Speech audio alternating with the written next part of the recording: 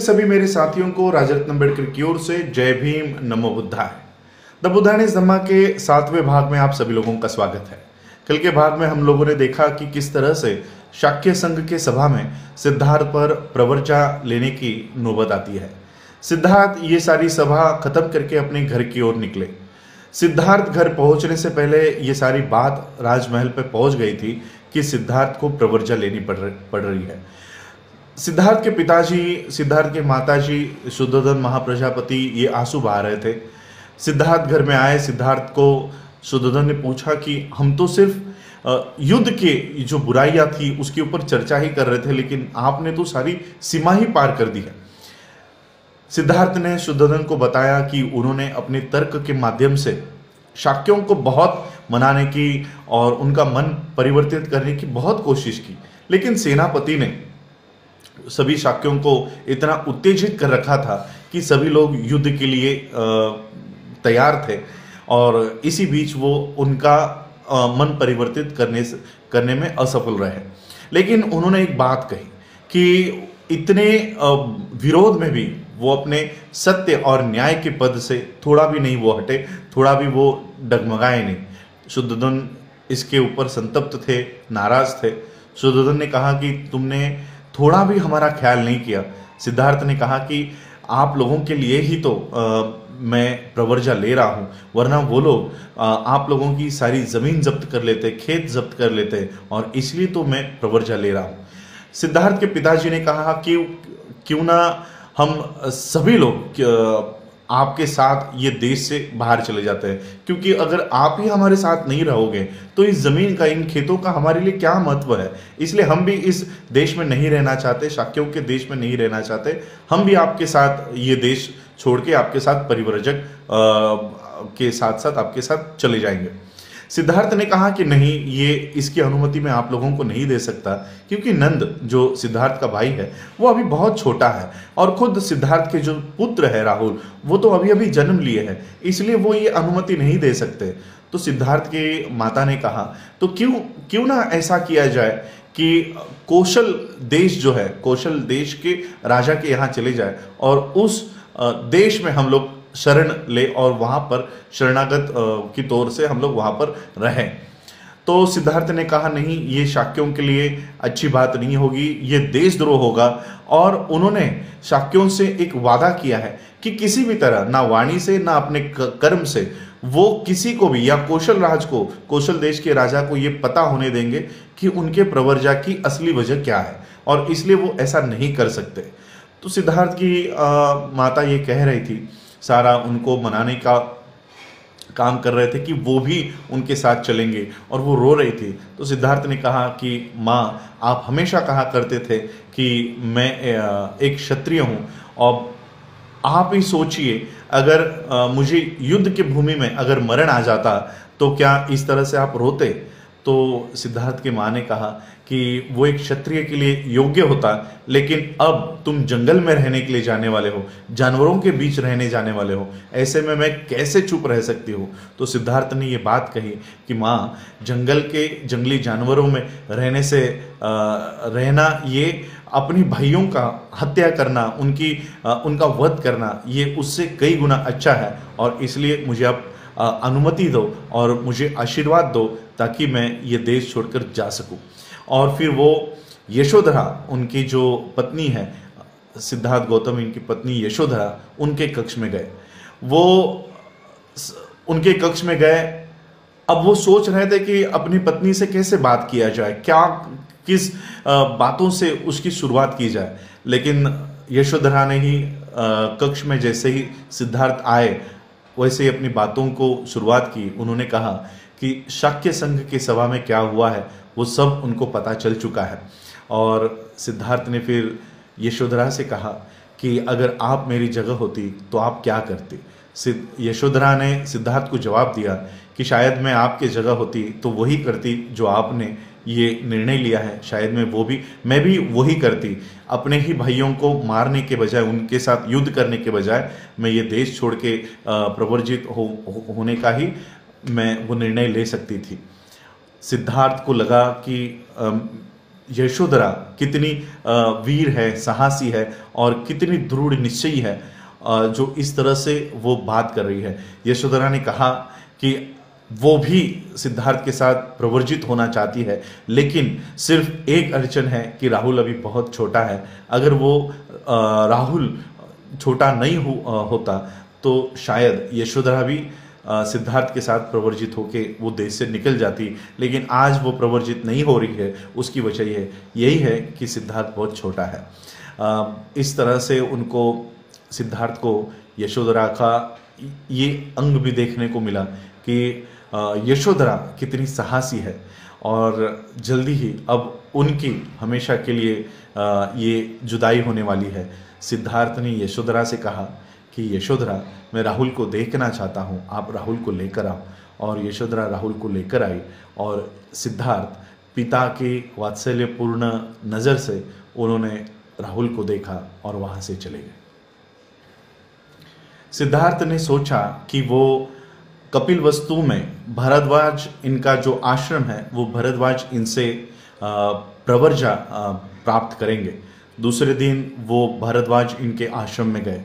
दूसरे दिन जब वो भरद्वाज इनके आश्रम में पहुंचे तो उन्होंने देखा कि सभी लोग हाथ जोड़े हुए और आंखों में आंसू लिए हुए वहां पर उपस्थित थे। इतनी भीड़ में से सिद्धार्थ ने जगह करते हुए वो भरद्वाज इनके आश्रम के द्वार में से अंदर आए। अंदर आने के बाद सुबह जब वो अपने घर से निकले थे, राजमहल से निकले थे, तो वो छन्न जो उनका सारथी हुआ था उनको और उनका जो घोड़ा था कंथक, इनको लेकर निकले थे। घोड़े पर बैठकर वो इस आश्रम में आए थे। आश्रम में आते ही उन्होंने छन्न को कहा कि कंथक को एक पेड़ से बांधे और छन्न एक ओर खड़े थे। वो नहीं चाहते थे कि प्रवर्जा लेते समय उनके माता और पिता वहां पर उपस्थित रहे, लेकिन सिद्धार्थ ने देखा कि उनके माता और पिता बहुत देर पहले ही वो भरद्वाज इनके आश्रम में उपस्थित थे। सिद्धार्थ उनके माता पिता के यहाँ गए, उनके पैरों को छूकर उन्होंने उनसे आशीर्वाद लिया, लेकिन उनके माता और पिता इतने आंसू बहा रहे थे कि उनके मुंह से कोई शब्द भी नहीं फूट पाया। और फिर जहाँ पर छन्न खड़ा था वो छन्न के पास गए और सभी आभूषण और सभी कपड़े वो छन्न को देकर आश्रम में भरद्वाज इनके पास गए। सिद्धार्थ के चचेरे भाई महानाम ये परिव्राजक के योग्य जो वस्त्र हुआ करते थे वो वस्त्र लेकर आए और भिक्षा पात्र वो वहां लेकर आए थे।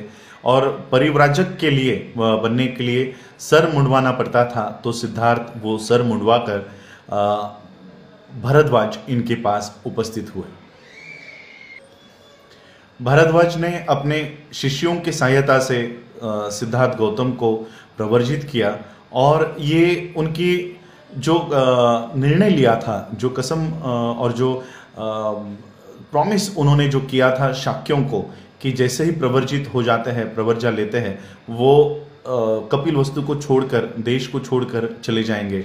और जैसे ही उन्होंने भरद्वाज ने ये घोषणा कर दी कि सिद्धार्थ को अब प्रवर्जित कर दिया गया है, सिद्धार्थ वो देश छोड़ने के लिए वो वहाँ से कपिलवस्तु से निकल गए।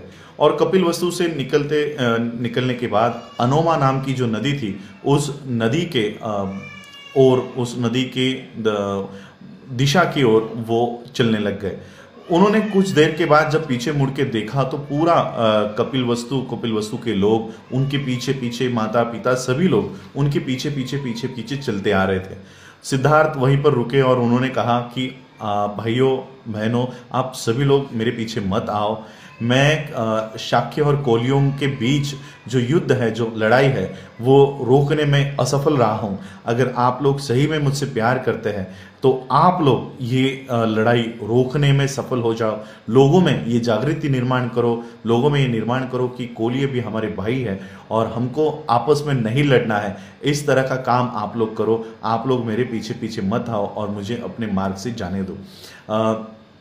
शुद्धोधन और महाप्रजापति भी फिर अपने महल में लौट गई। उन्होंने जो कपड़े, जो वस्त्र और जो गहने छन्न को दिए थे वो देखे और वो देखकर फूट फूट कर रोने लग गए। महाप्रजापति ने वो सारे गहने, सोने के गहने, वो कमल के एक तालाब में फिकवा दिए। जब सिद्धार्थ की ये प्रवर्जा हुई तब सिद्धार्थ 29 बरस के थे, 29 ईयर के थे।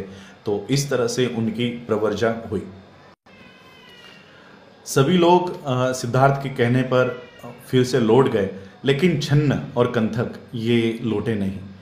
वो फिर भी सिद्धार्थ के पीछे पीछे पीछे पीछे चल रहे थे। सिद्धार्थ ने देखा कि छन्न जो है ये पीछे पीछे चल रहा है, तो सिद्धार्थ ने कहा कि तुम वापस लौट जाओ, मेरे पीछे पीछे मत चलो।